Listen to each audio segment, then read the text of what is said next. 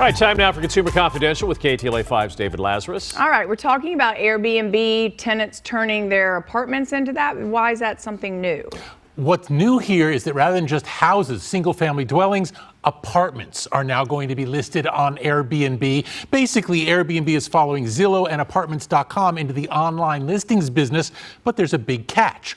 All apartments listed on Airbnb's site will have to be available for short-term sublets. In other words, they'll be able to be used as Airbnb properties. Now, normally landlords aren't very happy about sublets because it raises the risk of property damage and uncertainty. But in this case, according to the Wall Street Journal, Airbnb has wooed some of the largest landlords and property managers into their fold by promising about 20% of booking revenue to come to them. All right, now there's a few things that are going on here. First of all, this is great for Airbnb, obviously, because it lifts their inventory. That's something they can use.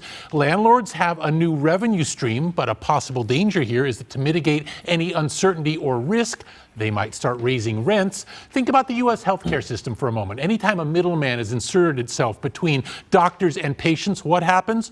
Costs go up. So that's something to think about. But as I write on KTLA.com, go check it out right now, spare a thought as well for other tenants of apartment buildings where these short-term sublets are now going to be available. They're going to have strangers cycling in and out of units in their building. Something tells me that's not going to be very high on lists that they like.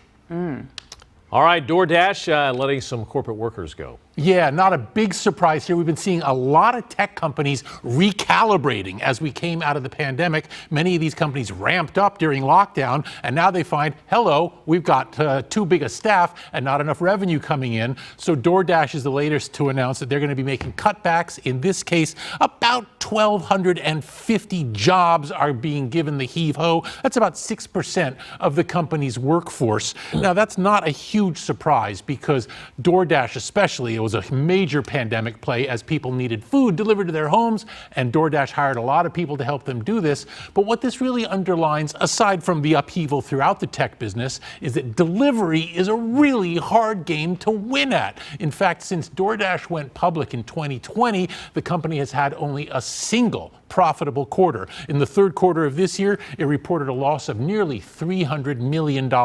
Nobody has figured out how to make money at the delivery game for a very good reason. It's labor intensive and it's expensive.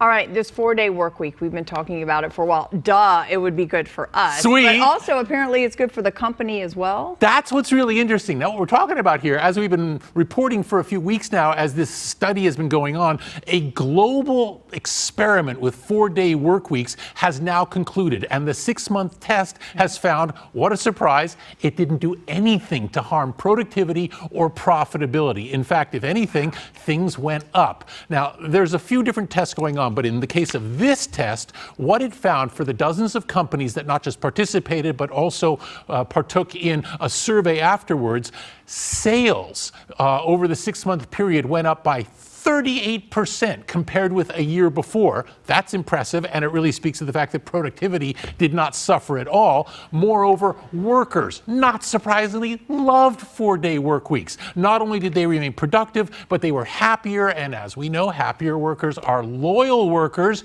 97% of workers surveyed said they have no desire to go back to a 5-day work week. So let's recap. Sales were up, workers were happier, therefore we can assume that hardly any U.S. employers will embrace this new system. Okay, so in this profession, this particular impression, you want to work 4 days a week and profits go up 38%?